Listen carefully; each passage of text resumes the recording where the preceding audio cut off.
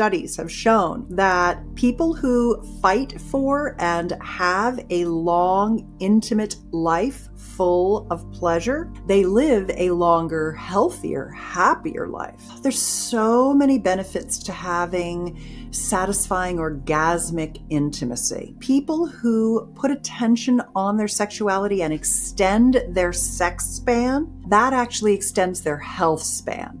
Good orgasmic intimacy gives you a burst of oxytocin, a hormone cascade. It reboots your nervous system.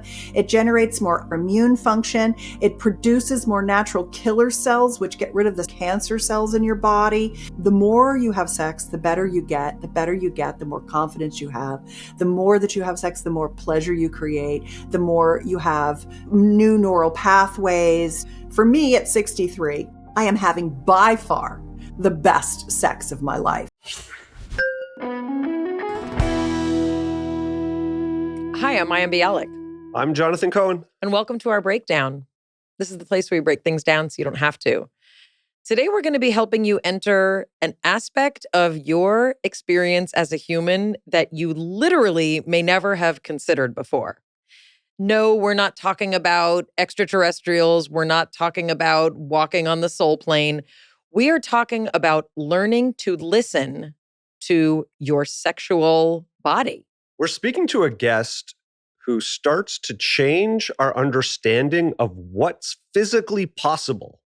So many of us have been having sex, maybe in the same way, and this episode blows apart our understanding of what connecting with another person can be like. Yes, we're going to talk about the fact that there are 20 different types of orgasms, and we're going to learn about at least a dozen of them.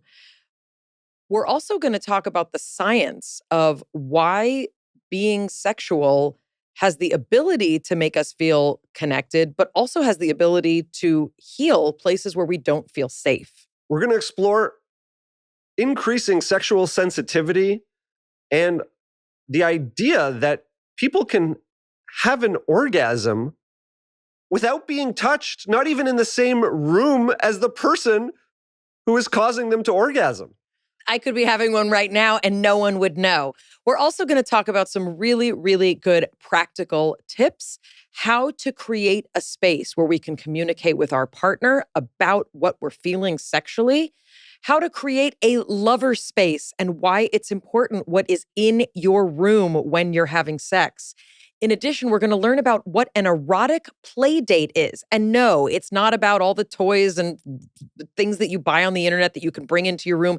It's about understanding that there is a framework for you to feel safe, to feel sexual, and for you to be able to have the kind of sex in your 60s that you thought you could only have in your 20s. We're also going to be giving very practical advice to men and women on what their partner needs that they are not getting, how to increase sexual desire, how to increase your partner's interest in having sex. Our guest is also going to explain how everyone is capable of having multiple orgasms in one session and also many different kinds of orgasms, and why saying please when trying to get your sexual needs met is actually undercutting your ability to get what you want. We're talking to Susan Bratton. She's a sexpert, an intimacy expert to millions. She's a champion and advocate for all those who desire lifelong intimacy and passion. She's the publisher of 44 books and programs on lovemaking techniques and bedroom communication skills. Sexual Soulmates, 6 Essentials for Connected Sex is the one that we're going to be talking about today, but there are so many. Her website is betterlover.com, as well as personallifemedia.com. She has a newsletter that reaches over 300,000 readers, or I should say 300,001 after today. It's such a pleasure to welcome Susan Bratton to The Breakdown. Hi, Mayim. Good morning. How you doing? Welcome to The Breakdown. We're very excited to get to talk to you. Does everyone say that to you? Do you ever go somewhere and people are like, I don't want to talk about this with you, Susan? I try not to trigger people. I try to get like an intuitive sense of where they are and what their level of comfort is, because one of the things that I found is that when I speak about sex, at first people, they have this, reaction like, "Ooh, this is a lot." And then they go, "Oh, I didn't die. I can handle this. Look at me. I'm an actual grown ass person." And I kind of liked it. What else is there? So having the courage to speak about it, which took me a few years when I became a sexpert to actually not have a lump in my own throat about the things I felt I needed to say. Now it's like water off a duck's back. I mean, easy peasy for me. I can say anything and I feel so comfortable. And I actually think that empowers people to realize that sex is really helpful when you talk about it. So maybe you can take us a little bit through your journey. What is your mission and how did you get here? Yeah, I'm very lucky that I get to say my passion is passion. It just feels like such a good little cheat to me. I was 42, almost divorcing my husband because we had lost our way sexually. Hindsight 2020, we look back, it was the blind leading the blind, like everybody. I mean, pretty much everybody's at a kindergarten or first grade level in their sexuality, or even worse, not highly evolved, because sexuality is so censored and really has been until the era of the podcast and the growth of the ability for podcasters to want to invite people like myself in to have these real talk discussions about sexuality, because there's no place we can go to learn about it that isn't male oriented kind of sex. Everything we see in film, everything we see in porn, it's all for the male gaze. And so we've been having sex like we think we're supposed to, and it's not working for a lot of people. A lot of partners are struggling. And so being able to write it is really helpful. And that's what happened to Tim and I. We've now been married 33 years. We saw some therapy. We started telling the truth to each other. We started having an expanded orgasm practice. We started going to sex workshops. And we realized, my God, sex is really easy to learn. Someone just needs to tell you the right things to do. And that's a combination of understanding our own anatomy, which we are not taught the pleasure of anatomy. We are only taught about contraception and how to keep yourself safe and things like that, how a baby is made. But that's not sex. That's procreation, not lovemaking. And so Tim and I learned, and we quickly became really good in bed together. We rekindled our marriage. And 20 years later, I've written hundreds of passionate lovemaking techniques and bedroom communication skills. I teach people about intimate wellness, because if your parts aren't working, the sex isn't going to be great. And really expanded what people think about sex. The paradigm is there's foreplay and intercourse. Sex is intercourse. That's what it is. It's not at all. Intercourse is a great, great part of lovemaking, but you really need to learn what you're doing, because what you see out there is not what you want to do. When you start getting intercourse techniques, you get really good and better in bed together. And then the intercourse becomes very orgasmic and very pleasurable and very soul connecting, but it's not the only thing. So that's kind of how I got started, what got me into it. Your greatest wound becomes your greatest gift, learning how easy it is, and then wanting to teach people how to do it through online books and programs. I'm a publisher of passionate lovemaking techniques, and I've published the work of my mentors as well as 34 of my own books and programs. That's such a great place to start. One of the things that I wonder if you can kind of clarify is, how important should sex be and why?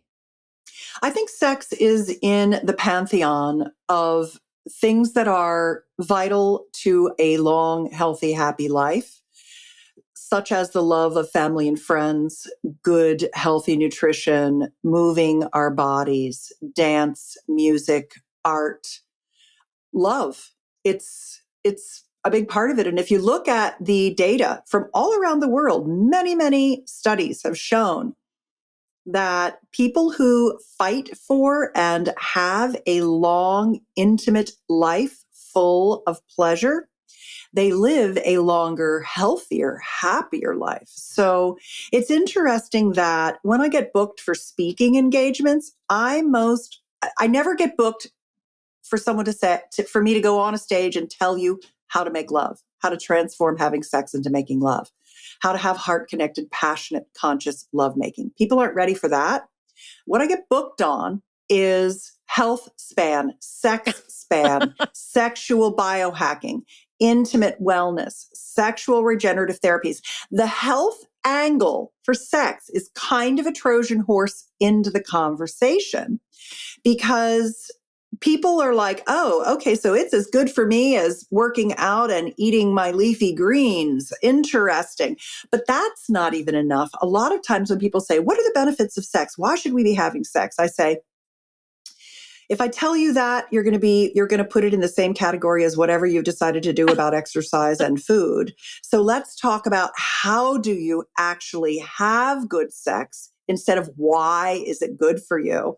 Because if you don't think it's possible for you, you're not going to bother doing it anyway. You're going to be like, yeah, but my situation's different. I can't do it because of the following, Well, Susan, I'm here to tell you something. Jonathan and I are not afraid to have those conversations. That's why I got invited, Mama. Yeah, we're not afraid. We don't want to, I mean, the health stuff is interesting, blah, blah, blah. Yeah. No, we really want to talk to you about the things that we would book you for a speaking engagement to talk about, which is really why we wanted to have you here. So one of the things that I really loved, and I didn't get to read all of your books, there are many, but I did get to go through a few of them. And I really liked Sexual Soulmates. That was kind of the one that I locked into.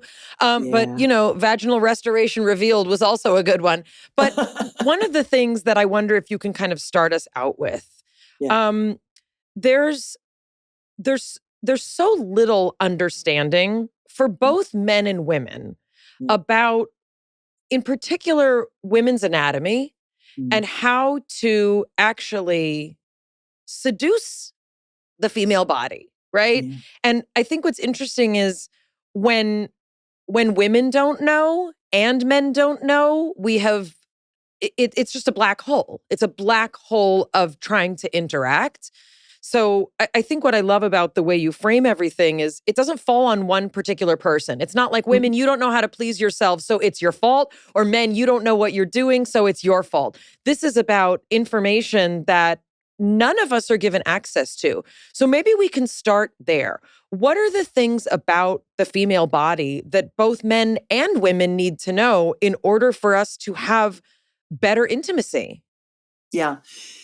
There are three things that people often conflate: libido, desire, and arousal. Libido is your body and it's your health. It's how healthy are you? If you have a low libido, it's often tied to emotional and physical lack of robustness, lack of resources.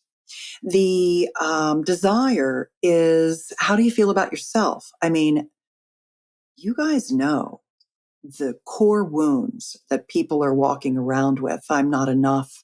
I'm unlovable. All of those really deep wounds. And then struggles with your partner. If you're pissed off at them outside the bedroom, you're not going to be happy with them inside the bedroom, right? There's going to be resentment. So that's desire. The desire is the relationship, the emotional body. How do you feel about yourself? Are you like so caught up in making yourself feel horrible about some belly fat or your boobs being saggy or whatever, that you can't even relax and just enjoy your body?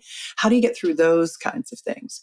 And then arousal is that what nobody told us about the difference between the innies and the outies that's holding us back from having super hot orgasmic sex.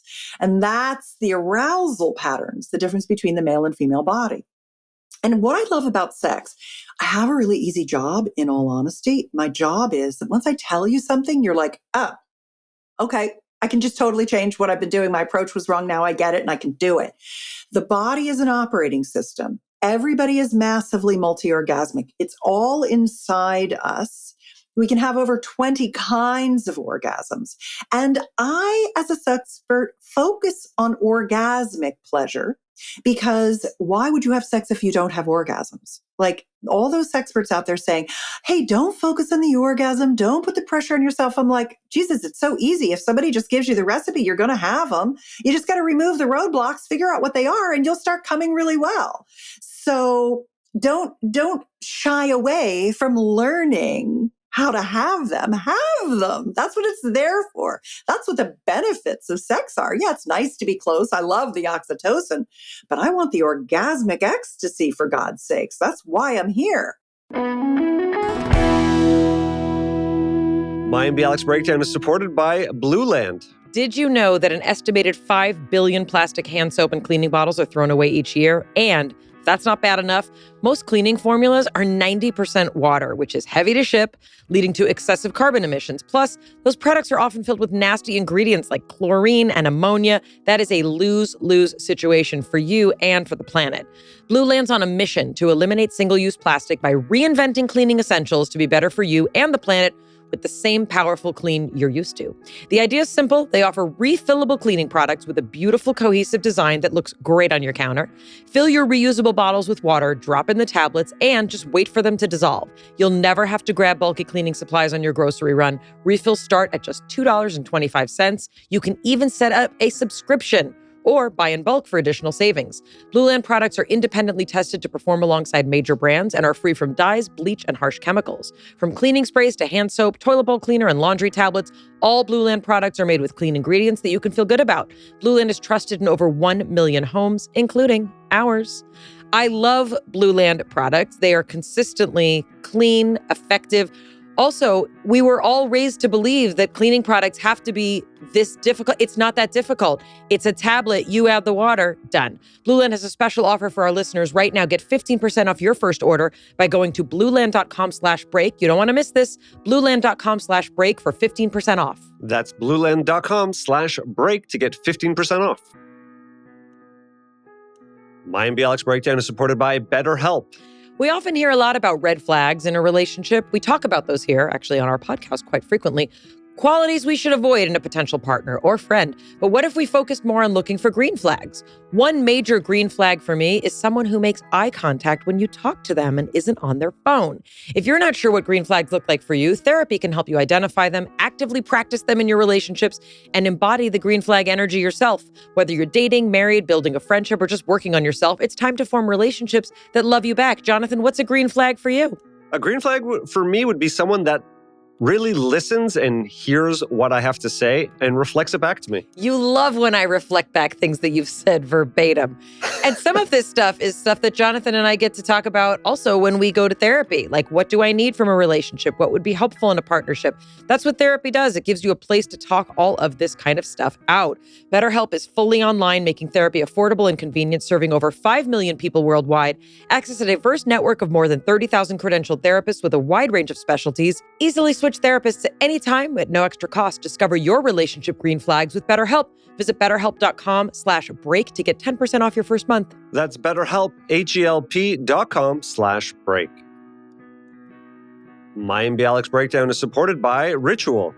There's so much to think about with pregnancy, from the health of mom and baby to everything that you'll need to support a newborn once they make their way into the world and out of your belly. The very last thing you should be worrying about is if your nutrient support is pregnancy safe. Ritual offers tailored nutrient support for key phases of pregnancy, from fertility support formulated to support conception outcomes, to their essential prenatal and postnatal multis to support key nutrient needs before, during, and after pregnancy, to their essential protein daily shake, formulated specifically for pregnancy and postpartum.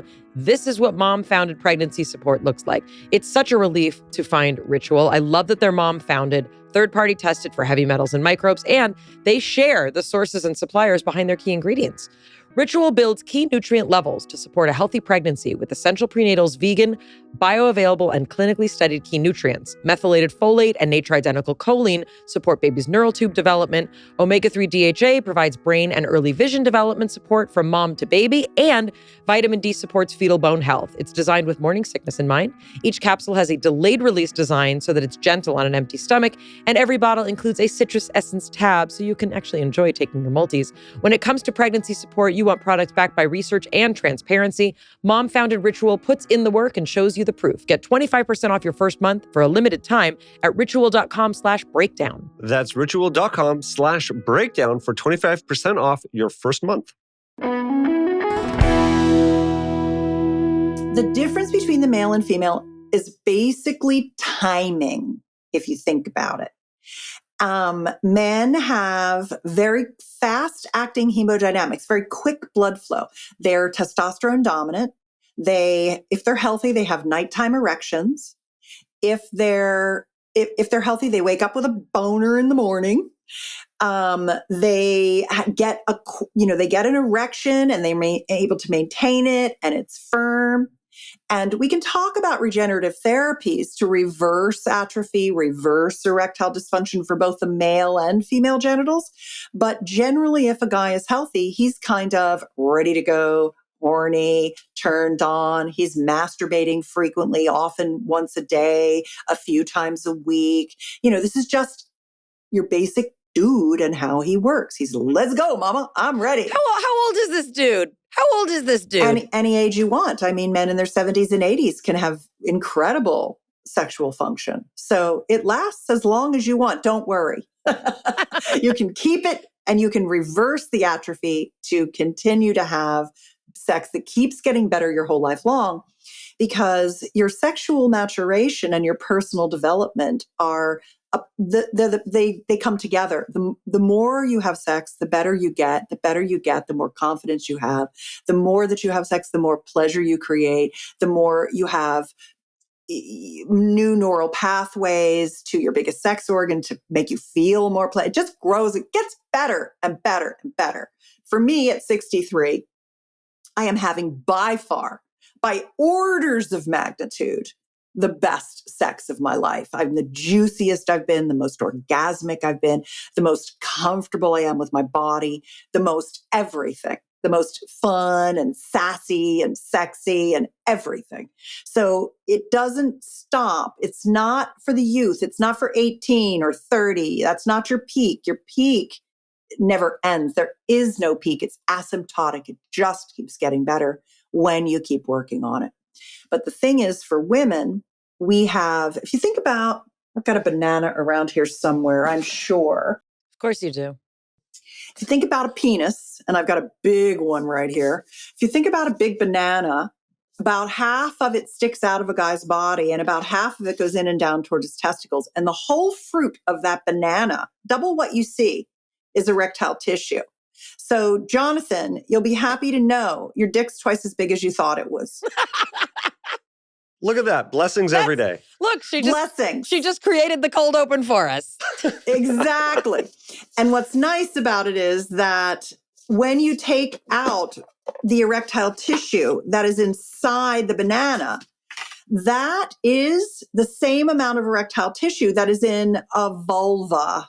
And I like to call the female genital systems the yoni, Y-O-N-I. It's a tantric lovemaking word. It means the portal in Sanskrit, and it's really inclusive of the spirituality, the sexuality, and the anatomy. It's all the things. So yoni, Y-O-N-I. And if I took that erectile tissue out of his penis, or lingam is the analogous word for a penis, and turned it into a little teardrop like this, then that teardrop is right inside our vulva, our vagina, and our G-spot poke out from the center of that teardrop. Then this is all of it. So people are so focused on the tip of the clitoris, but the clitoris is all this buried treasure in here. And the thing is that it's three different, let me show you a picture. If the Play-Doh demo was not enough, she's going to draw us a picture. I'm going to show you a picture of a yoni. First, let me show you a lingam.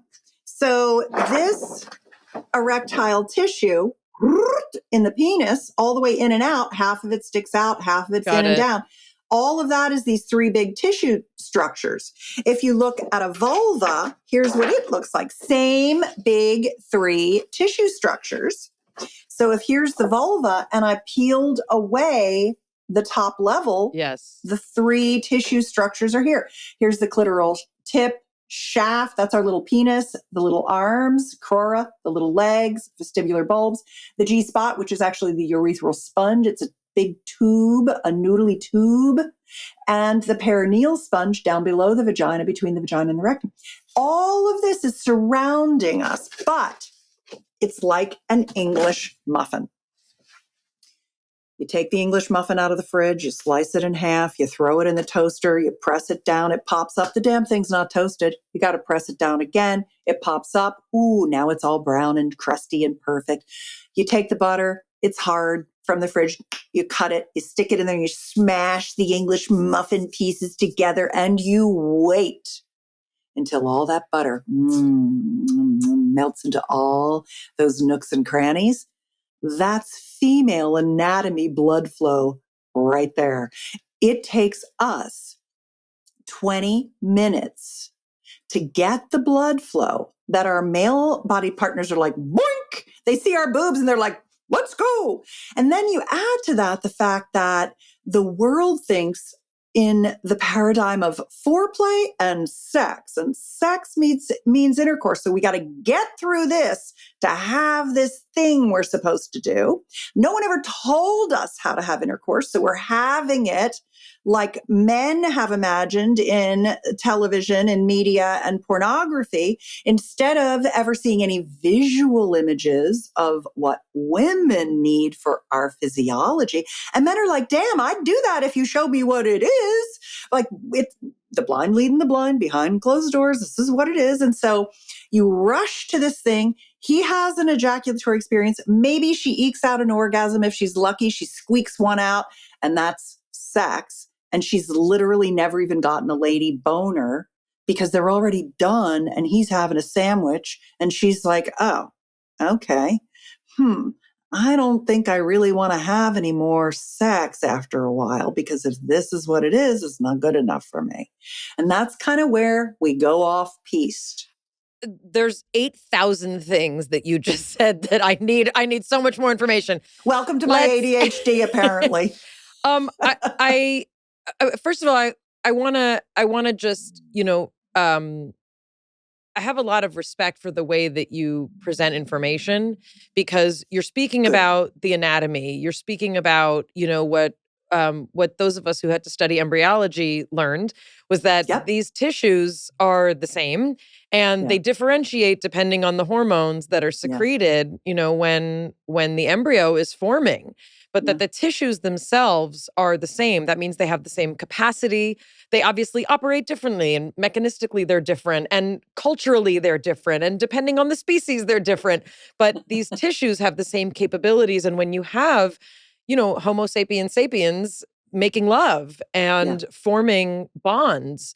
But I appreciate the introduction of the anatomy. And also there's a tremendous level of avoidance that our culture has, in particular about talking about female anatomy. And also, like, they gave us weird words for certain parts. Like the letter V is not a friendly letter, right? Vagina doesn't sound nice like yoni does. Vulva, like, these are words. I mean, I've heard certain comedians talk about this, that even the names of the female anatomy, it's like it involves a little kind of linguistic mind bending. Good old Seinfeld with his mulva. That's right. Mulva. Mulva and Dolores. You said that there's 20 different types of orgasms. Yeah. Now, I think most people just think of, like, there's a good orgasm, and then there's one that's like, that wasn't exactly what I thought. Or there's the fake orgasm. Those would be the three kinds I think that most people know about. What are these 20 different kinds of orgasms? Yeah. And I loved that you said Homo sapiens sapien, because when we start thinking about ourselves on the tree of life, we're on the branch with the orangutans and the bonobos and the chimpanzees. We are a great ape. And when we begin to get back to the reality of Homo sapiens sapien, we start to think about ourselves more in our animal body. And our animal body must be tamed, loved, calmed. One of the techniques in the Sexual Soulmates book that you got is the soulmate embrace. And it's a way of being held that we need as women, especially, to get out of our estrogen monkey minds that are reticular activation system is on high. We don't walk in the world safely. We are the prey, not the predator. We have to multitask. We're judgmental about things, including our own body image. So these are hormones of protection and safety in many ways that support us in keeping us safe, but they make it harder for us to begin to climb that arousal ladder, to be able to let the blood begin to flow into our pelvic bowl, to seep into the English muffin in our pants, to get us turned on. You know, biohackers, I go on a lot of biohacking shows. They're really interested in talking about sex. And I say to them sometimes, you're willing to put 20 minutes in to let your sauna warm up, but not your pussy. Something's messed up here. I hope I could say the P word on your show. Okay, good. I usually don't, but it just seemed like the right word for that moment. So I talk a lot about orgasmic cross-training. And one of my girlfriends, Dr. Nan Wise, she's a neuroscientist, sexologist, therapist, and she stuck women in an MRI and had their partners touch different parts of their genital structures and watch what parts of their brain lit up. And when I touch your outer labia, your labia majora, it lights up a different part than when I touch inside your vagina on your cervix or your G-spot or your perineum or your clitoral shaft or your mons venus, you know? And what's interesting about that is when you start to think about, oh, okay, all of these are different areas of my brain. My biggest sex organ's processing sensation. It's what's telling me that feel good, or ouch, that I feel shame when you touch me there, or I feel pain when you touch me there, or I feel numb. I don't feel a damn thing when you touch me there. Know that you can transform shame, pain, and numbness into pleasure by loving, consistent touch that activates and awakens not only the blood flow to the tissue and the engorgement, but the signals to your biggest sex organ. So pretty soon you're feeling all these great sensations. So 20 kinds of orgasms really net out into 3 kinds of orgasms. The first is, and by the way, Homo sapiens sapien can have all of these, not just the lady monkeys. So very important that women are actually ahead of the game with regard to understanding that they can have many different kinds of orgasms. Men are just waking up to that, and they're waking up to it through 2 pathways of interest to them the most. One is P-spot, the prostate, P-spot orgasms, or blended penile and prostate pleasuring orgasms, and what I would call full body male multiple orgasm, or energy orgasms, male multiple orgasms. They're aware of that through the work of the Taoists like Montauk Chia's lineage. And so men are starting to think, oh, you mean maybe there's more than one way? Like they've conflated ejaculation with orgasm and they think that's what coming is. It's not. It's like now women think you have to touch the tip of my clitoris to give me an orgasm. Oh, no, you do not. You can have nipple-gasms, foot-gasms, belly-gasms, or core-gasms. You can have all kinds of locations in the vulvo-vaginal yoni complex. So can our male-bodied partners. So there's locations to touch, which is this activation. And I like to use a lot of sex tools for this, for orgasmic cross-training, for awakening and stimulating that tissue. There are techniques to use, like maybe I could give you an orgasm through my erotic hypnosis, which is called a think-off by some people, long-distance orgasms. I don't even have to be in the same room with you, and I can make you come, right? So erotic hypnosis. Female ejaculation. It's not just what you see in porn, which is this kind of like brutal stimulation of the urethral sponge to get a fluid result, but instead it's like orgasmic G-spot de-armoring, activation, awakening, and then allowing your feminine waters to run. All women can ejaculate. Some do it naturally. Other women need to just learn the pathway to it. Really nice, beautiful kind of orgasm takes technique. Expanded orgasm practice is a technique. I'd love to tell you more about that. And then there's locations to touch, there's techniques to use, and there's objects of desire. Some of us have kinks,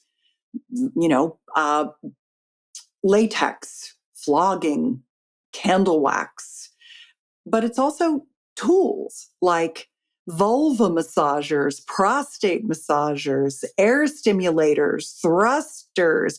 Now we're moving into, I was literally just in Hollywood. I just got back moderating a panel on sex tech and where we're going with haptics and teledildonics and the quantified orgasm. This vibrator from Lioness literally will tell you, it's like the Oura ring for your clitoris or the Oura ring for your yoni, where it'll tell you how long, how many contractions, did you have an avalanche, a volcano? There's different styles of orgasms you can have. And if you can have a volcano, you can have an avalanche.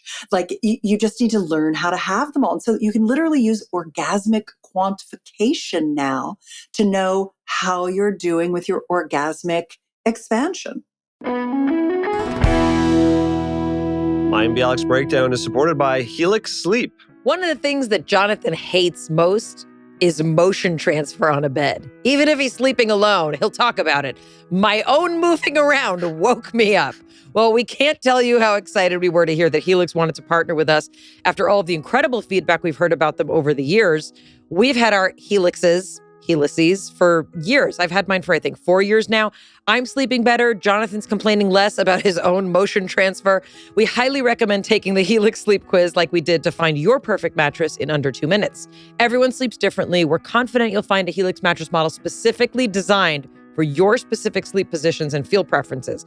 I'm a midnight person because I like something firm and I sleep on my side. Jonathan has the twilight.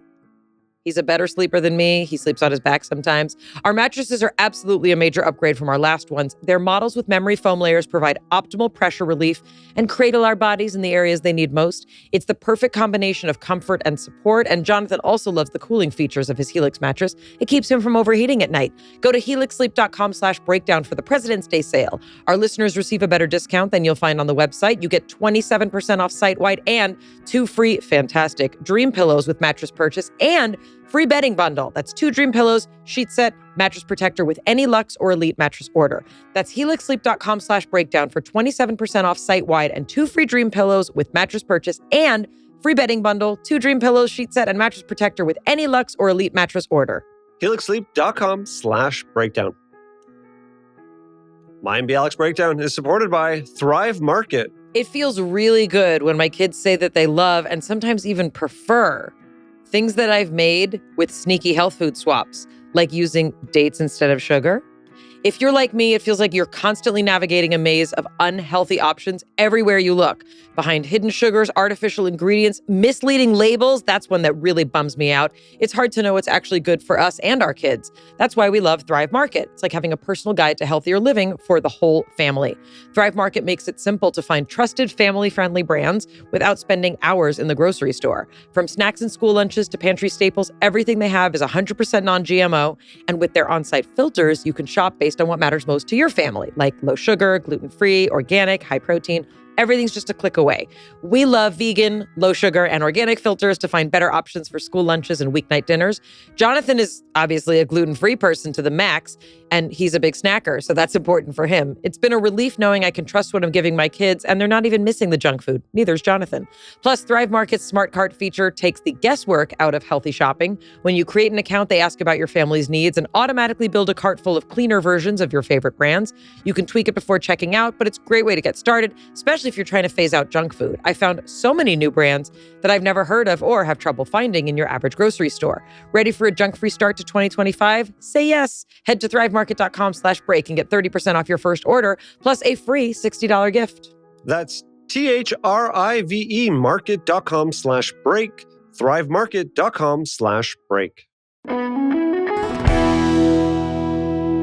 I'd also like you to speak about why being able to receive pleasure from your partner makes us feel more connected. Meaning, you can just sort of like have sex, or, as you see depicted in a lot of, popular media, like, oh, they just want to have sex and I'm just going to like get it over with. But why is the work that you are suggesting that people put into getting to know each other, getting comfortable with each other, and achieving maximal pleasure, why does that change a relationship? Yeah.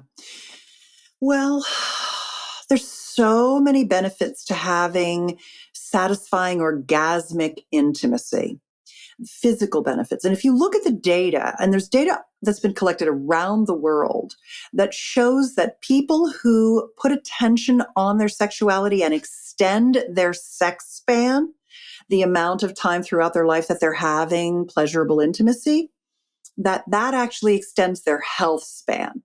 So it's a longevity answer in some ways. It's also just a physiologic answer in other ways, where good orgasmic intimacy gives you I want to return to this one. I'm going to say it first. I'm going to come back to it because it's so important. It gives you a burst of oxytocin.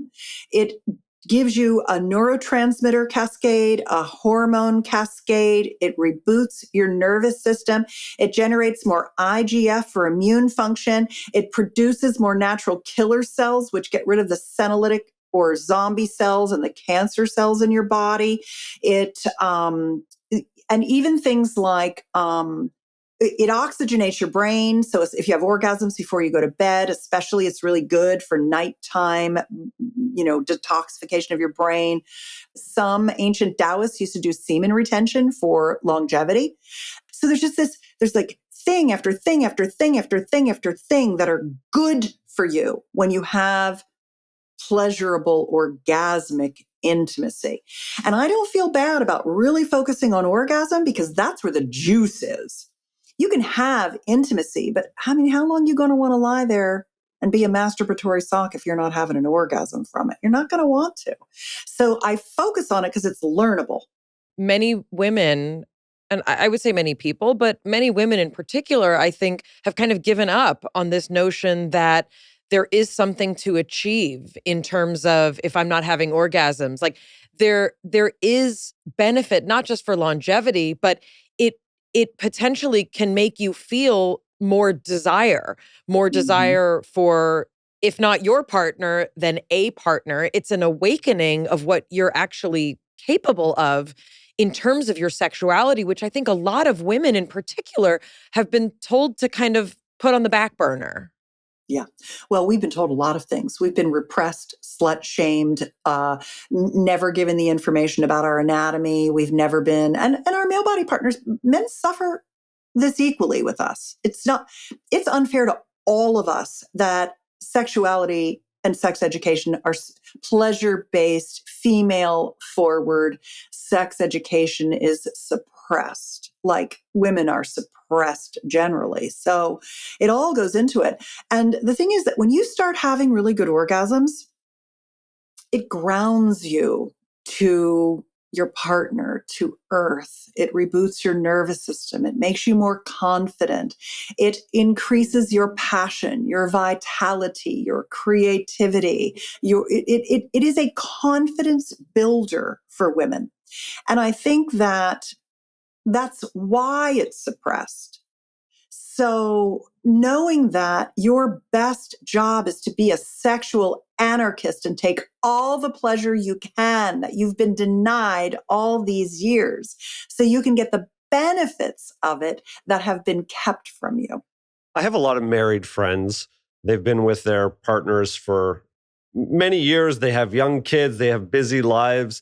They tell me about their sex life and not in detail, but they share how things are going in their marriages. New podcast. And one of the things that strikes me are the difference in time allotted to connection and sexual connection. And I've heard them describe it like, Yeah, more than 15 minutes, that seems excessive, right? Who has time for that? So tell us practically, in order to achieve this type of connection, how long should people be scheduling, blocking off on their calendar in order to have this type of connection? Yeah. Well, nobody likes to schedule sex, Jonathan, because then it's another chore to do. And so I like to reframe it into how long should we allocate to have a super hot erotic play date together?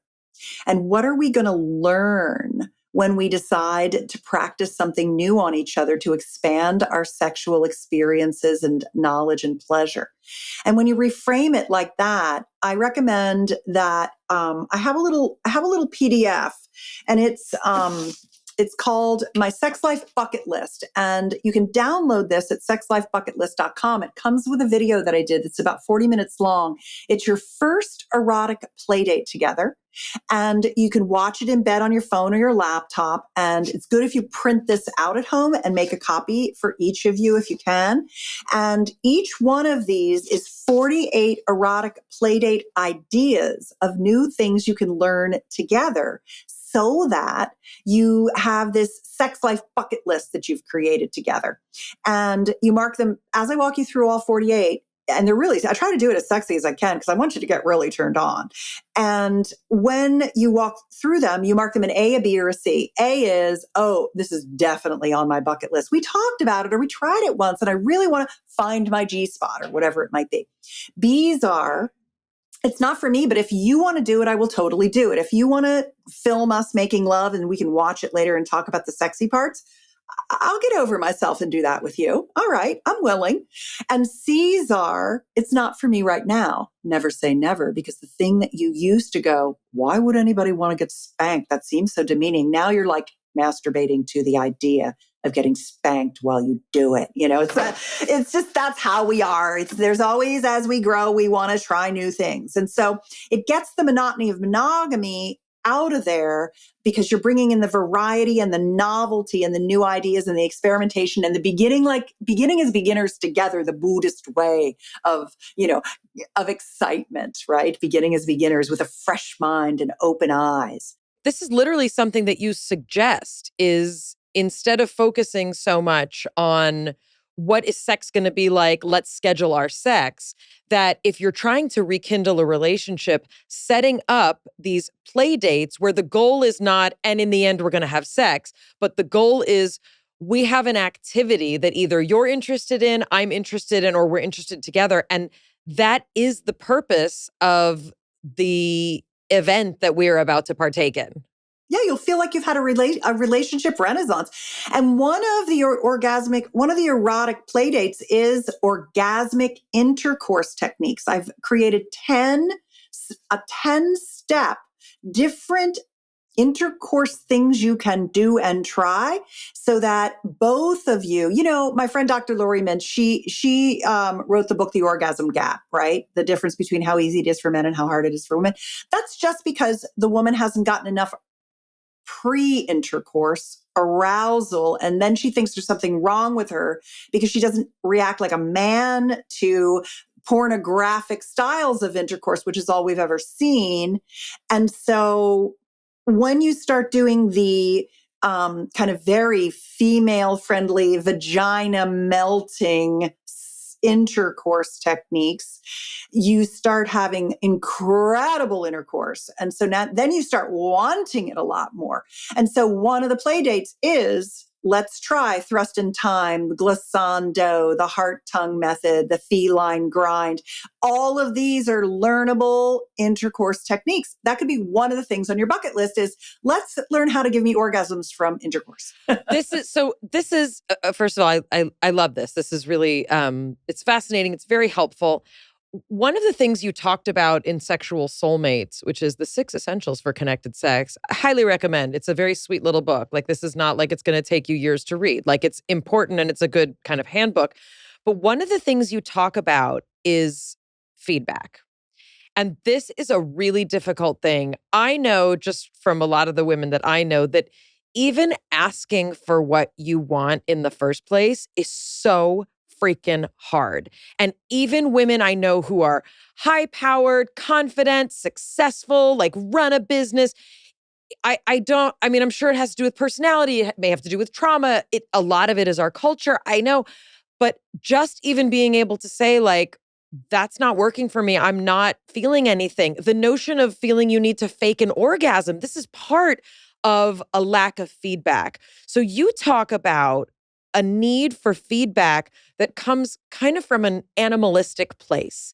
Can you explain what is needed for both partners to be able to actually constructively understand what the other needs? What is this sort of space that you're supposed to learn to speak out from?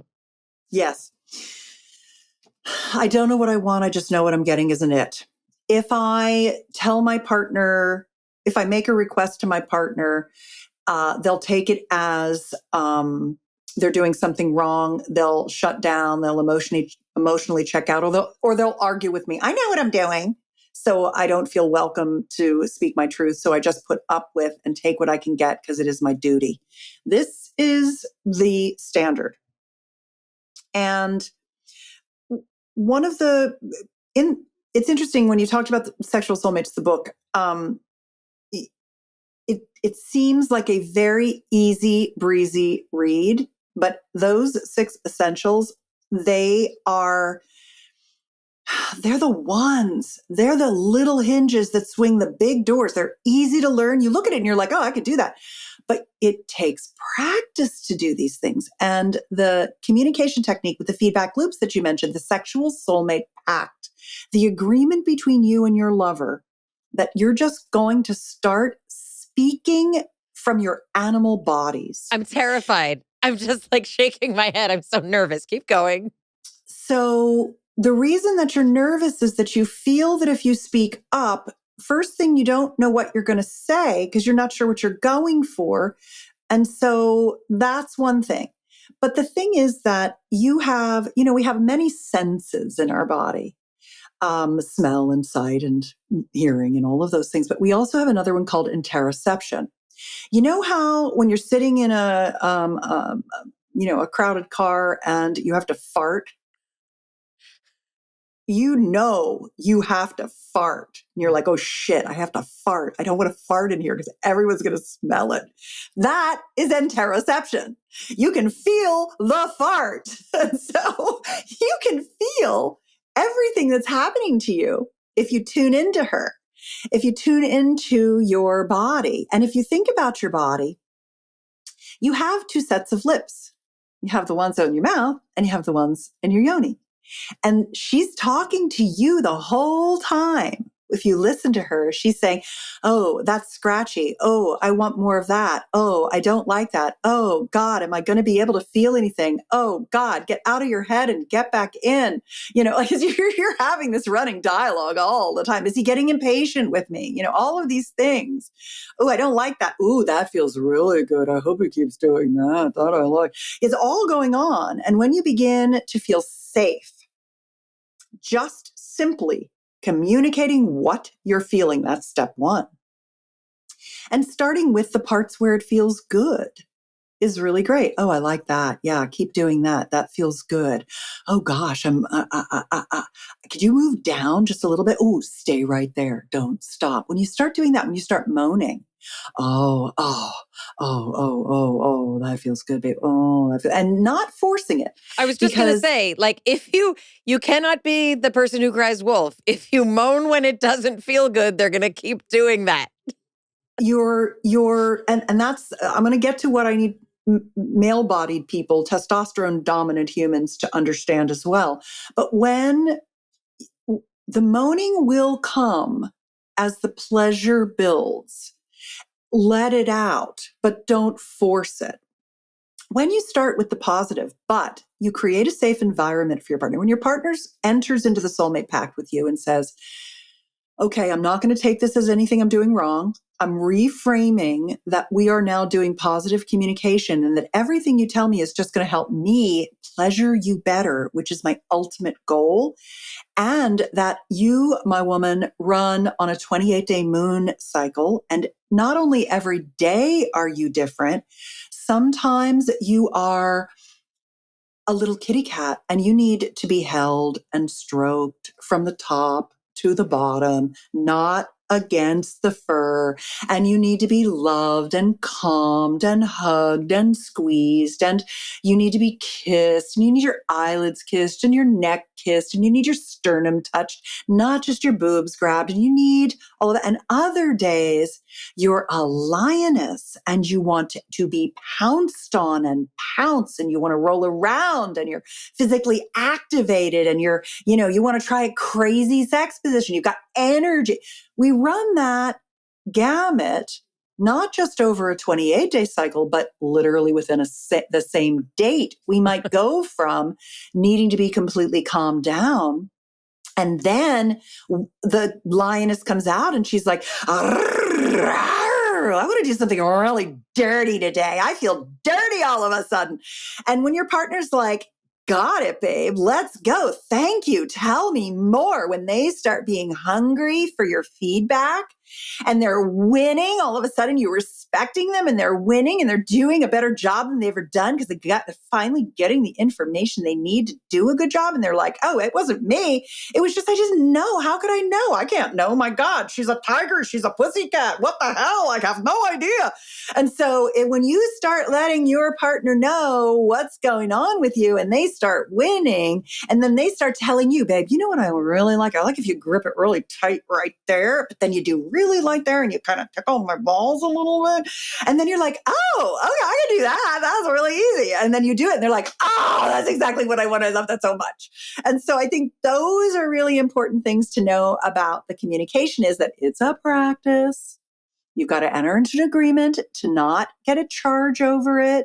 You've got to do it together. It takes the appreciation.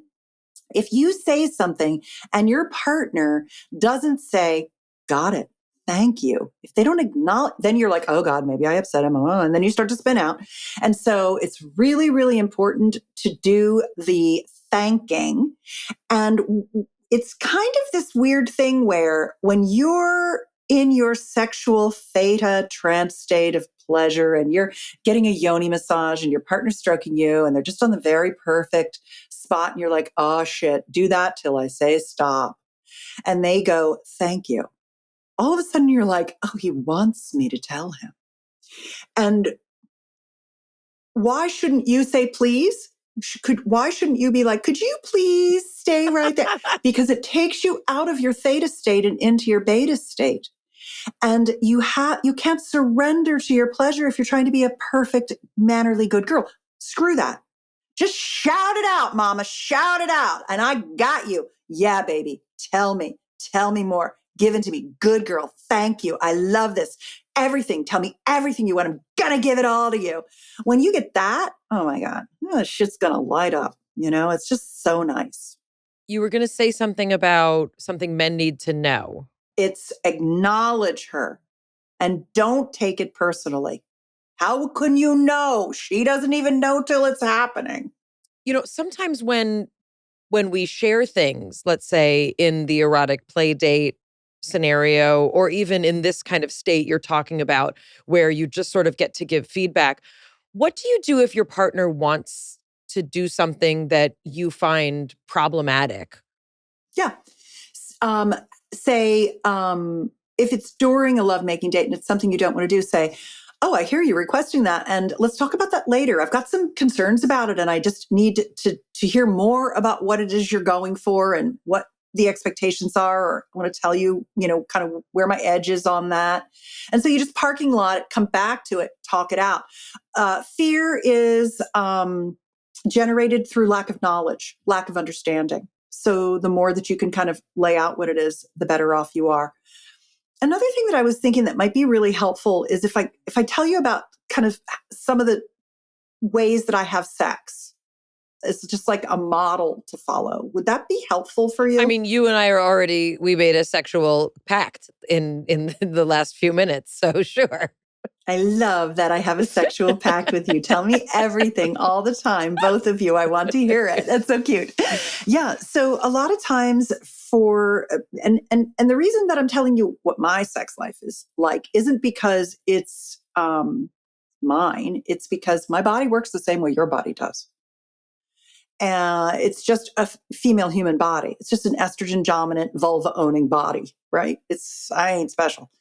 And I need, even though I have well-worn pathways to orgasm and all that stuff, I need my 20 or 30 minutes to get out of my head and into my body and calm my body down. And so very often in the beginning of a lovemaking date, my partner and I lie down in our bedroom with our fireplace on. We've made the nest. One of the sexual soulmate pact, or the sexual soulmates 6 essentials is set the lover space. Get your vape or your glass of wine, your pitcher of water, your lubes, your toys, your playlist, the lighting, the stack of towels, the waterproof bed cover. And set it all in. Get it all down so you can relax, right? You're not worried about squirting on the bed or whatever it might be. And then you lay down together and you have to let down.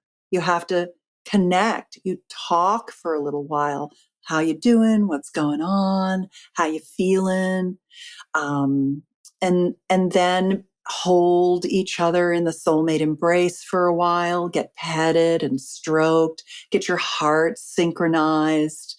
Let your spit run. Let your blood flow down to your genitals. Feel yourself beginning to get a little wet. Because a lot of people are going to like start like, oh, this is foreplay, we do this, and then we're going to have sex, and then you're wondering why it's not good. And part of it is there's no limbic connection, there's no emotional connection, there's no physiological connection or notion of safety, which is what that limbic system and what holding in many cases is securing, which tends to be something that women do want, need, crave more. Not always. Men need it too. Right. This notion of creating a separate space from the workspace, the life space, that's sort of this creating this nest. That's what it's sort of doing. Plus he gets to hold you and feel so masculine.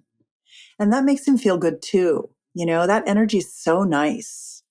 And even if you're in a, same-sex or gender non-binary pair bond, this is what we do for each other. This is what generates the oxytocin. That's the antidote to cortisol that allows us to let everything flow. You need to get that let down. And then sometimes we'll go for a yoni massage, and sometimes we'll make out and I'll stroke him while he plays with my breasts. Your mouth and your breasts and your yoni are in a lock system of arousal. And when your breasts are touched, and if you say, oh, I don't like my breast touched, I don't like my breast touched yet, I'm going to transform the pain, the shame, and the numbness to pleasure through consistent, loving touch and an open mind. Because when you get all 3 of those systems contributing to the turn on, you get on that arousal ladder and the steps are a lot easier to climb than when you're not using all available assets. When you say that the lips and the breasts and the genitals are connected, yeah, but also it works for men as well. These are erogenous zones, and what that means is there's very special and important tissue that, especially for Homo sapiens, are disproportionately represented in the somatosensory cortex, which is the part of the brain that represents all of the sensation that we feel. So lips are really important because we speak, right? As Homo sapiens, we also use lips to communicate. So lips are super important. Genitals are important because these are the things that help us perpetuate the species, procreate, and receive pleasure. So the fact is, for a lot of people, and I'm just going to be really explicit, for some women and men also, being touched on the nipples can bring really uncomfortable and unpleasant sensations. That oxytocin stimulation is simply not working for them. So as you said, we need to figure out why that is. But ultimately, that is a place that is primed for you to receive pleasure. It's also, connected to how we feed our children. It's not supposed to be painful and unpleasant and shame-filled. So this is a place where also you're saying, this is a learned experience. This isn't like one night stand, you met someone at a bar, let's see if this works. This is when you're in a relationship with someone with whom you want to continue building, correct? Mm-hmm. Yeah. Well said. I love a sciencey girl. That's hot. Yes. And sometimes it's stroking and sometimes it's yoni massage. And there are two tools that I like for yoni massage. So manual pleasuring, where your partner is just giving you a vulva massage, is very, very nice. And there are two items I like. This is called the Queen, and it uses a pulse plate technology that penetrates the tissue to get that blood into all that erectile tissue I showed you earlier. This one, it has a dumb name. It's just called Vibe, but it's a little bit lighter sensation, but it's extremely quiet. So for people who are highly sensitive people, this is not loud, but you can't even hear it. It's for more sensitive people.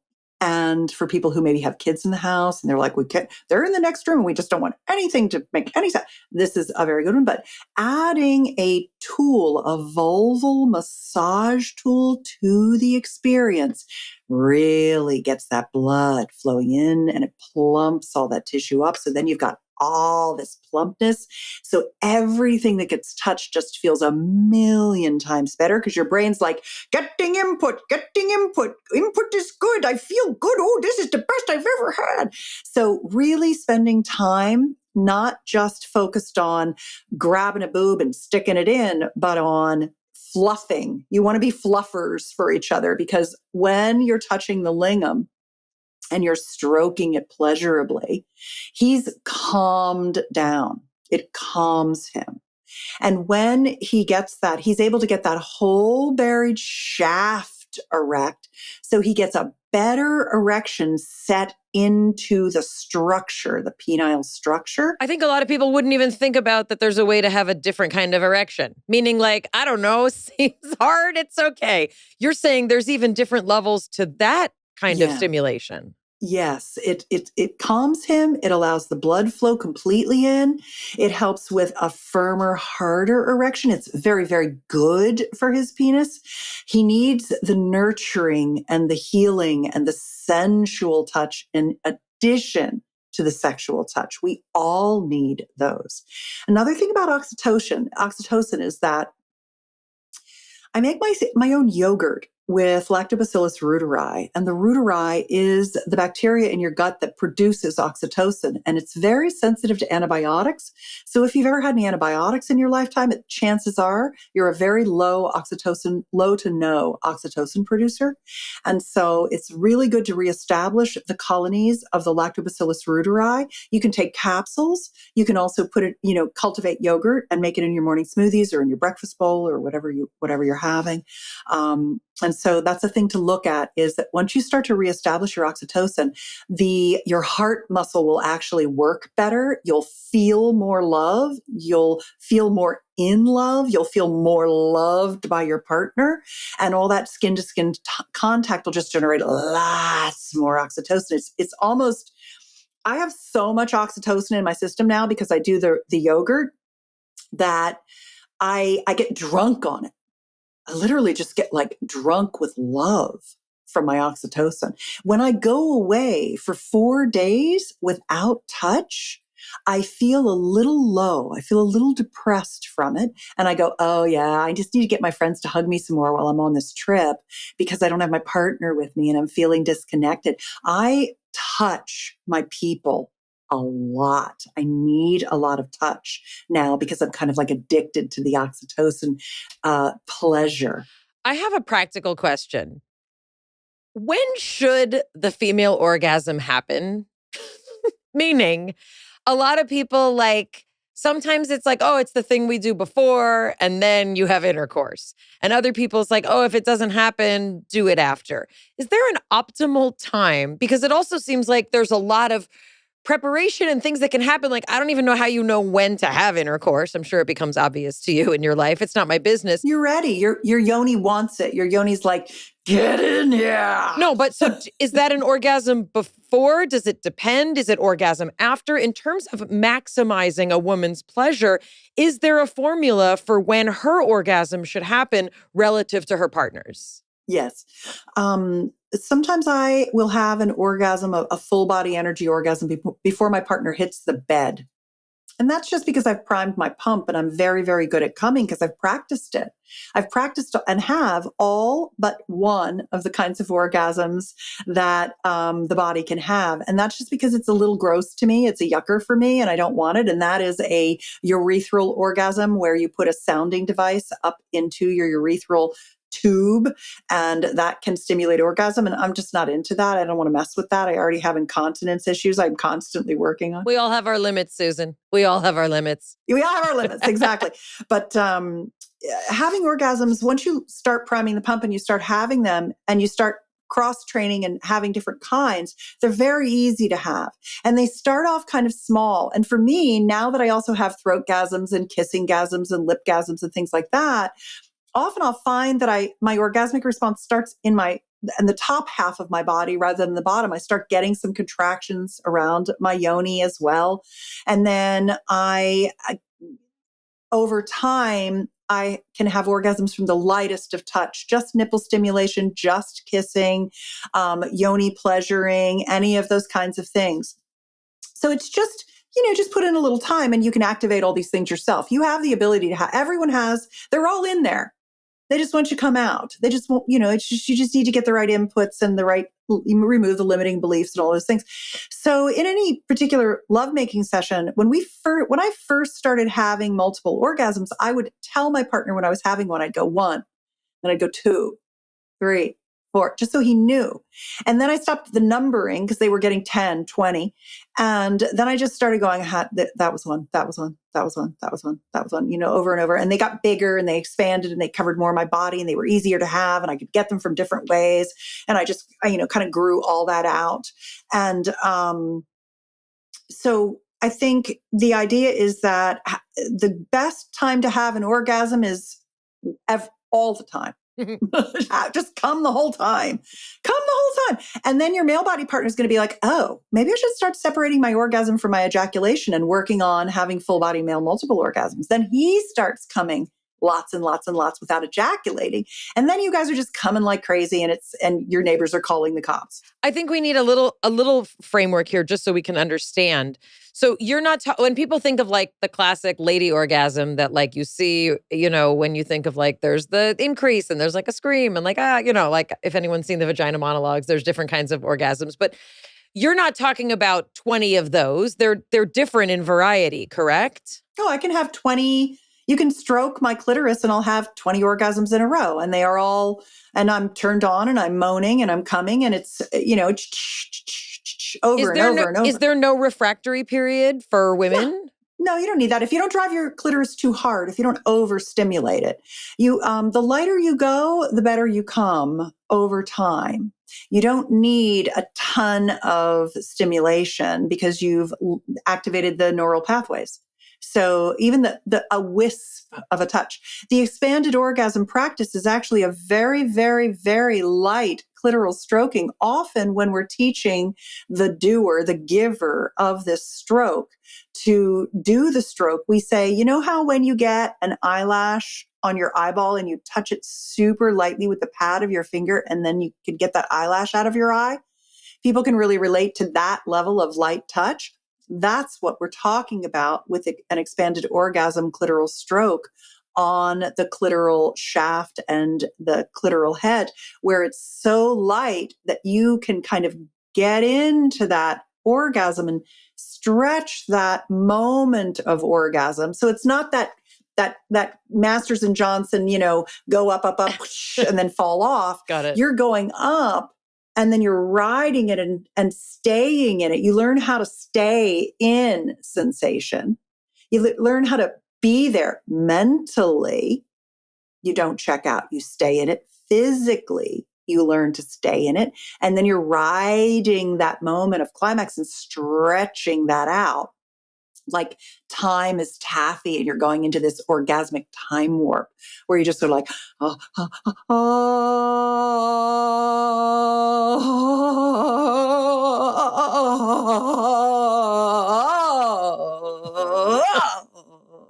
you do that. And that's just learned. You just learn how to do it. Your body can do it. It's easy. And so you can do a whole bunch of those and they can keep getting bigger, better and better and better. I jokingly call that the quantum gasm because they're not only getting more intense, but they're lasting longer. They're bigger and bigger and bigger. They're like just radiating out like crazy. That's just one clitoral stroking technique. That's just one kind of orgasm. It's a technique style of orgasm. There's one. And you can do them over and over and over and over. You can come the whole time, and you can come from intercourse, and you can come from oral, and you can come from playing with your breast, you can come from kissing, you can come from giving oral, you can come from body, you can come from corgasm, you can come from your feet getting massaged. I mean, there's this we are massively orgasmic beings.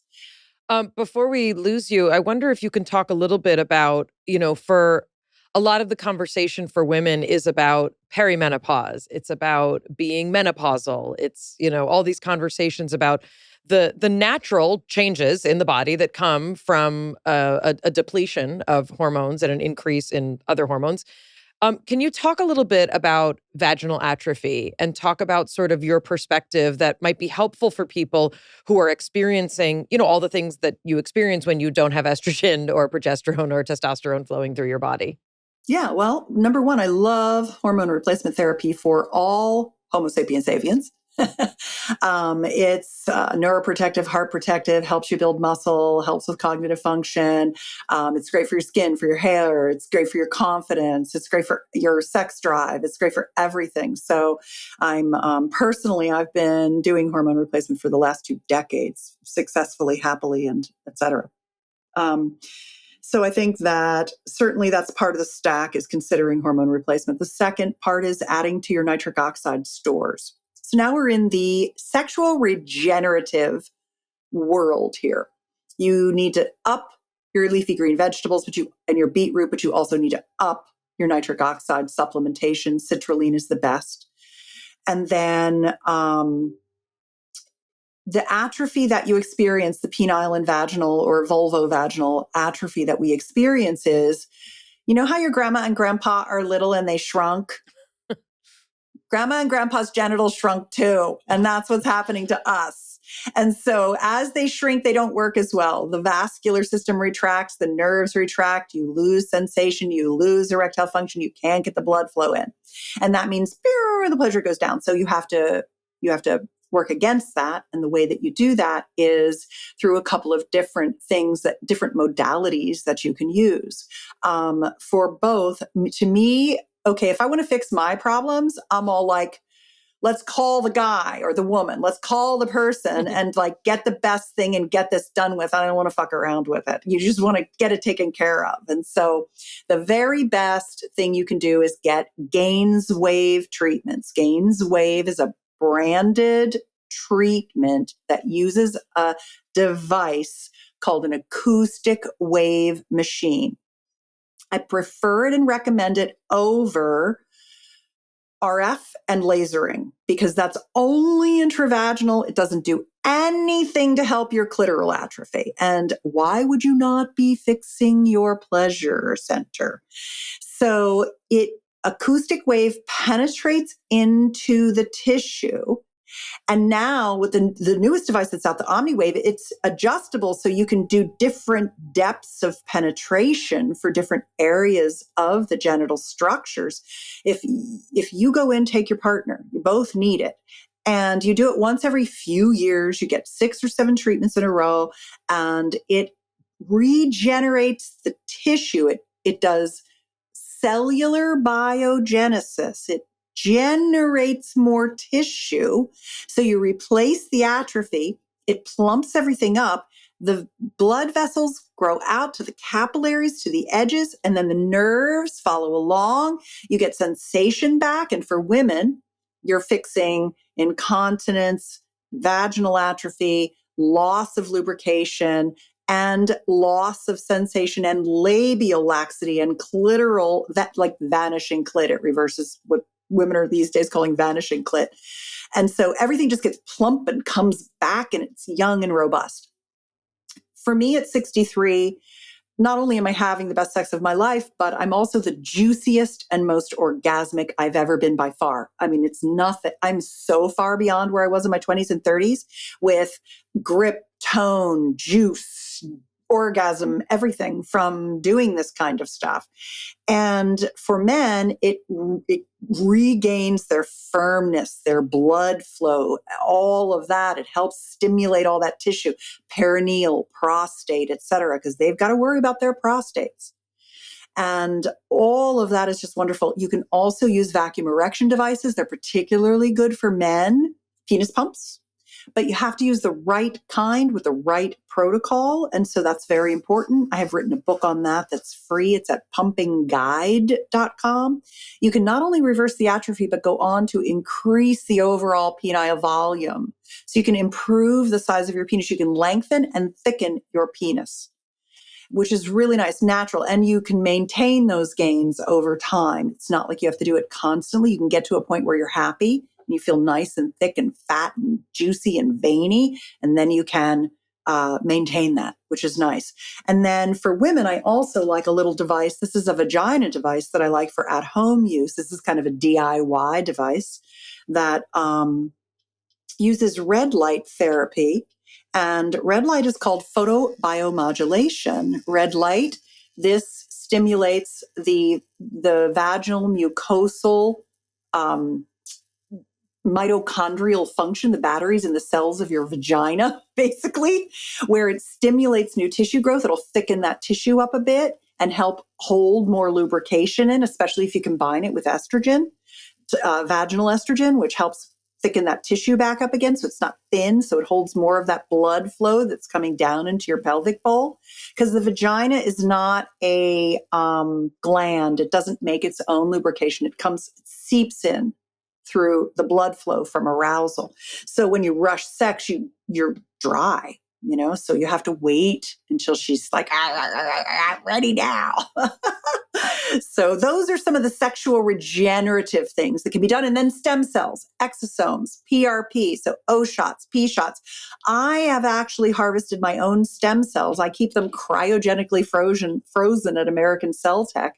And I've had them injected into my genital structures so that I'm rebuilding tissue from my own biology now. That's where all this is going. It's amazing. Sex tech is the next front. Can you let people know where to find all of the information that you have? I love the notion that, and maybe you can kind of, close with sharing some of this. These are things that people can learn, having access to your sexuality, knowledge about your body. This is not something that's only for, OBGYNs to know, and even they probably don't know a lot of this, but you absolutely know all of this. Where can people find this information? And if you can just sort of remind people why it's important to pursue this. Yeah. Well, it's important to pursue it because it keeps you healthier, happier, and you live longer. And it calms you, it grounds you, and it makes you feel human, and it's pleasure. And you need more pleasure and less stress in your life. And it's one of the gifts of our humanity. And it's yours to have. And there's nothing wrong with you. And you're not broken. And if there are little parts of you that are broken, you can fix them with sexual regenerative therapies, which is great. This can all be reversed. So it's absolutely wonderful. There's always a workaround, to compromise, to get back and go beyond anything that you ever dreamed is possible for your pleasure and connection. And you can find me at betterlover.com. I have a newsletter there that I send out twice a week with all kinds of stuff like we've talked about today. And if you get that newsletter from me and you have a question about anything, you are welcome. And I get a lot of email from people. It goes right to my inbox, not to my care team. And I will answer you. And most likely, I've heard this question 100,000 times before, and I have a video on it or a free ebook or an article I've written, and I can just solve your problem pretty much instantaneously because we are Homo sapien sapien. We have an operating system. Once you know how to work it, it works beautifully. And so that's what I want for you. And thank you so much, both of you, for having me. Excellent questions. Excellent interview. A++++. Great job today. Thank you so much for getting a lot of good info out of me. You did a great job, both of you. I think a lot would have to change in my life for me to want to constantly be having orgasms for an entire sexual encounter. What would have to change? It's I'd have to have like nothing else to do, go to, participate in. It's an expenditure of energy. Like I understand that, you can be at a point in life where like this is the activity and we're going to do this. But like also just practically speaking, it's an expenditure of energy, which I get it. Like, oh, it's so fun and it's so great. But like I also like I need to feed the cat. I need to like deal with like getting lunch ready for tomorrow and make sure I have my protein shake before bed. What if it's actually gives you more energy? It doesn't. That's not how it works. Well, if it reduces stress, you feel more alive, your oxytocin is higher, all those things would carry over and actually be energizing. But this goes to my point when I asked her about scheduling, and I felt like that was taken a little bit not how I intended it, because the idea is like, in order to have this connection, to lie down, to have your systems regulate, to stroke, to touch, to hold, to get out of the mindset of the day and into a connection where you're outside of the busyness of the world and now focused on this, it does require a transition time. My friend who was married that I was telling you about, they go on a date, they try and book off part of their morning at least once a week where they're having this type of connection and they're working towards having a date, having a practice where they're sharing what's going on for them. And then they know that having sexual or physical connection, could be a play date, whatever you want to call it, is part of that. And so what I hear from her is to actually increase the time. So that's where it goes to your point where, yeah, people are busy. They are feeding the cat and getting lunch ready. So if this is a concentrated practice, it does require people to rethink how they're fitting it into the rest of their lives. Yeah. And also, I mean, I have, respect for the business that, that she has built. And also like there's parts of these conversations, I think, that are like flashy and they're fun. But I think that she also talked a lot about more of the practical stuff about, feeling safe. She has this formula that safety plus novelty equals desire. And that it's absolutely true that having the same kind of sex with the same person over and over as you get older, it's going to get old. You're not going to feel that kind of desire. And so I think what I appreciate about her approach is it's not just about like, get these toys. Like it's about learn your body. You have to learn your body. Your partner has to learn your body and their body, right? It's a relationship that you can't simply rely on those early sparks where you kind of feel so excited and you feel that desire all the time. You do have to put work into maintaining that. And the payoffs are many, not just for longevity, which I think is fascinating, but the payoffs are that you will see yourself more as a desirable, desired person who is worthy of attention and time. And I think that, that will boil over. It's not just about sex. It's about, do you feel appreciated? Do you feel like someone cares about you? And I thought of that too when she's talking about this. Not every person is in a relationship where their partner wants to take the time to do this. At what point then do you say, this is not a match, I need something you can't give me? It's likely part of a larger, it's likely a symptom of a larger problem. But the fact is, I know a lot of people, men and women, who would be like, I'm really not interested in connecting at that level. Like, I feel aroused, I get horny, and then I'd like to have an orgasm. For some people, it's not a priority, but I also know a lot of people for whom mindfulness is not a priority. They don't want to feel what they're feeling in their body. They don't want to think about it. They want to like smoke a joint, have 2 glasses of wine, and go to bed, which I get. Yes, I totally agree. I also think there are a lot of people, probably our audience, who are curious and believe that there is more to this experience of life than they may have achieved or come across yet. And what I like about these conversations is that they expand the realm of what's possible. When we start to think about, we've been doing sex in a certain way, we may have explored, we have navigated to the best of our ability. But what if our bodies are now actually capable, and we learn that our bodies are capable of something that we didn't realize they were before? And even just the idea of that begins to change how we approach connecting with someone else. If we can start to realize we need to slow down, if we can start to realize, wait a second, I can have orgasmic experiences that are not related to an end climax, for men, ejaculation, all of a sudden, what else is possible? And I love that idea of exploring the realm of what's possible. And I think that's a point that I think works for a lot of people, maybe to understand emotionally, right? The notion is not, can I have 19 of the 20 kinds of orgasms that exist? That may not be for you to have an orgasm from someone touching your feet. That may not be for you. But I think what we're trying to communicate with this episode is, what if what you think is possible for your body is actually not what's possible for your body? It's not limited by that. What if there's a space where you feel so safe, so calm, so aware of what's going on that you are able to tap into things that you didn't think you could tap into before?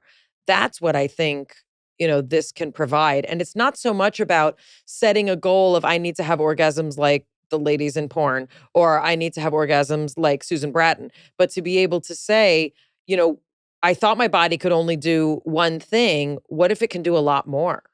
This is actually connected to some of our episodes on consciousness and having extrasensory ability, because it changes the paradigm of what we thought the limit of reality was. To think that there's only one type of sex or only a few different types of ways to have sex, and then to realize, what if someone could feel orgasmic? And I like that. I like that phrasing, the word orgasmic versus orgasm or climax, where we're thinking about it. And she, the way she was describing it, it's like holding an energy, rising up and then staying in that state. It's kind of like a meditative state where you go into a meditative state and all of a sudden time and space start to merge and become less linear. It seems related. And that's what the tantric practices start to teach. I'm going to make a strange analogy that I've heard people talk about. I've heard people talk about, like, when, I think it's ayahuasca, someone correct me if I'm wrong, you throw up after ayahuasca? Is that one of those drugs that... Yeah, some people do. Mushrooms too. Okay, some people will also throw up from mushrooms. So there's this like purging that your body will sometimes do in certain psychedelic experiences. And what I've heard people describe is like, you don't think of it in that state the way you think of it when you're not in that state. Meaning, like throwing up, yeah, it's not a pleasant thing. But when you're in that place and it's part of whatever, you're also in an altered state where throwing up, it doesn't mean the same thing. And you can't picture that now unless you are in that state, which I'm assuming you're not if you're watching or listening to this. So if I tell you that there is a time and a place where you could have an experience such as throwing up that would not feel scary, gross, you'd find that hard to believe. In the same way, if you have body image issues, if you feel like you could never be comfortable being naked in front of someone, you could never be comfortable sharing, it's because you haven't been put in that state to feel safe enough to feel what she's describing. So that's kind of what we're looking. I know it's a strange analogy with the throwing up, but what I'm saying is you can't picture it when you're not in it. So that's what she's also talking about when it comes to feeling safe, to feeling loved. If you're not in that state and you haven't had experiences of that, you can't picture it. Susan's notion is once you experience that, you then want to keep tapping into it because it's, you deserve to feel good, you deserve to feel loved, and you deserve to feel safe. I was thinking about how helpful it would have been in my early life as a sexual being to learn how to communicate with my partner. I mean, I know a couple people who were raised in very, I'd say, kind of healthy homes where sexual communication was taught in healthy and age-appropriate ways. I don't know a lot.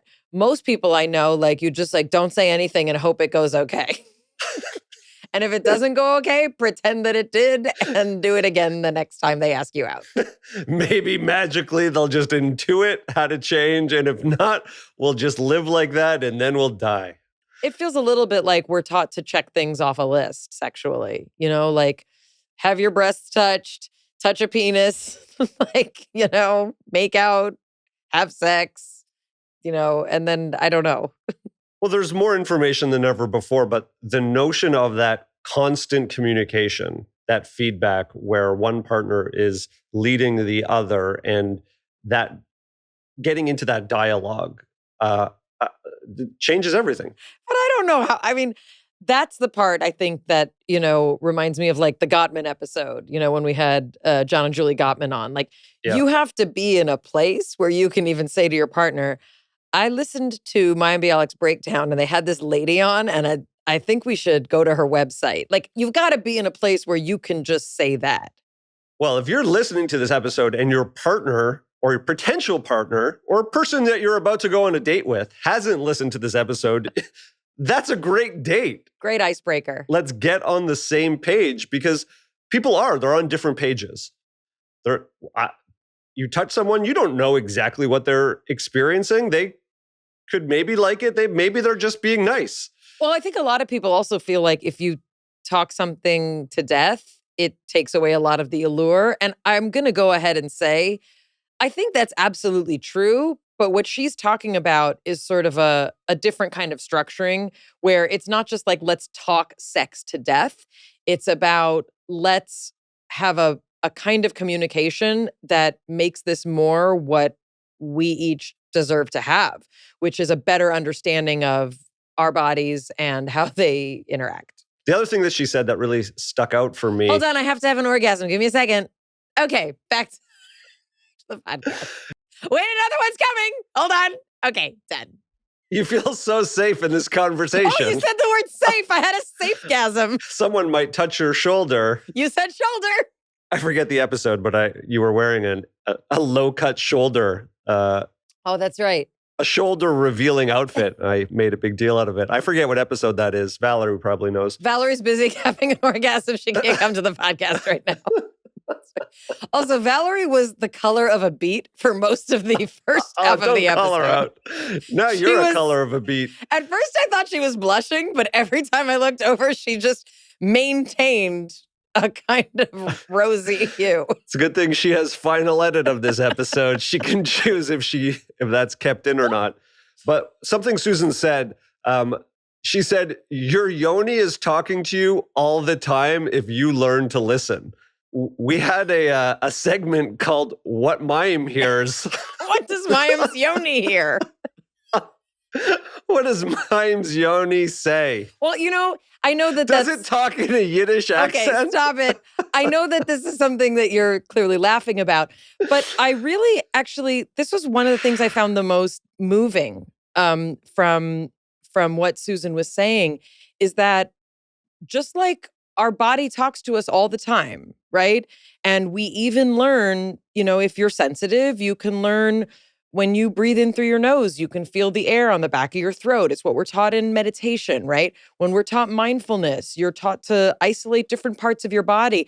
And I'm not saying that we should do that all the time with our genitalia, but the notion that we are placed on this planet with the ability to feel these sensations in the context of a safe, loving relationship, why would we not learn how to listen to that part of us? It's a lot of tissue. It's a lot of sensation. It's a lot of nerves.